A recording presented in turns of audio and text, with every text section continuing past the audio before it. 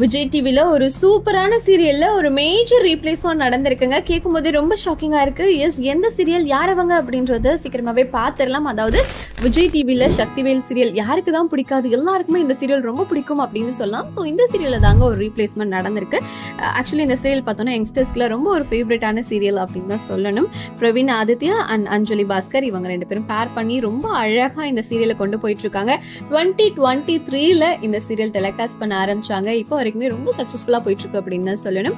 கதைக்களமும் ரொம்ப விறுவிறுப்பா போயிட்டு இருக்கு. இப்படி இருக்கும்போது இதுல யாரு மாறி இருக்காங்க, ஹீரோவா ஹீரோயினான்னு கேட்டீங்கன்னா கிடையாது.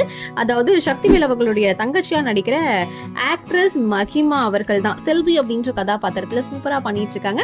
சோ செல்வி ரோல்ல நடிக்கிற நம்ம மஹிமா அவர்கள் தான் இப்போ குவிட் பண்ணிருக்காங்க.